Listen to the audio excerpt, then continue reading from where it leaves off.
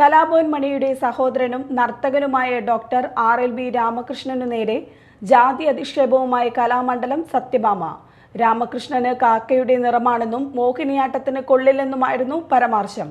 YouTube channel അഭിമുഖത്തിലാണ് വിവാദ പരാമർശം. സംഭവത്തിൽ ഡോക്ടർ RLB രാമകൃഷ്ണന് പിന്തുണയുമായി പ്രമുഖർ ഫേസ്ബുക്കിൽ പോസ്റ്റുകളുമായി രംഗത്തെത്തി.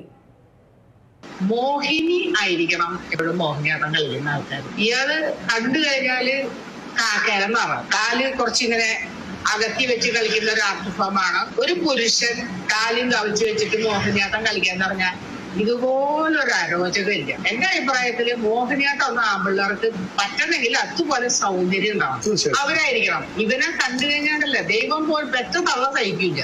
15 കൊല്ലത്തിലേറെയായി മോഹിനിയാട്ട രംഗത്ത് അധ്യാപകനായും നർത്തകനായും പേരെടുത്ത ഡോക്ടർ RLB രാമകൃഷ്ണന് നേരെയാണ് ജാത്യാധിക്ഷേപം ഉണ്ടായത്.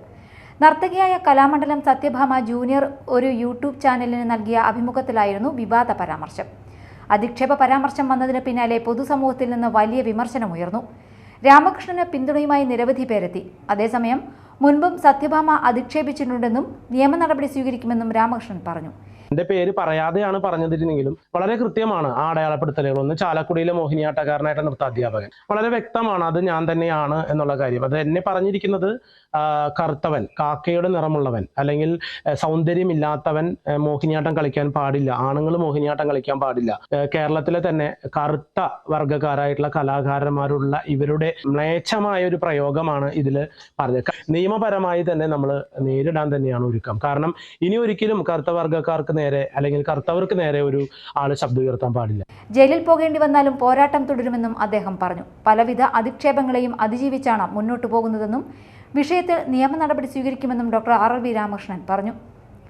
സാംസ്കാരിക രംഗത്ത് ഇത്തരം സവർണ ചിന്തയുള്ളവർ നിലയുറപ്പിച്ചാൽ വലിയ ഭീകര അവസ്ഥയാണ് ഉണ്ടാകുകയെന്നും കലാഭവൻ മണി അടക്കമുള്ള ആളുകൾ ഇത്തരം അധിക്ഷേപം നേരിട്ടിരുന്നുവെന്നും രാമകൃഷ്ണൻ പറഞ്ഞു.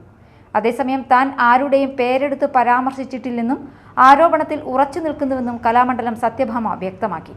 Media time, Chalakudy.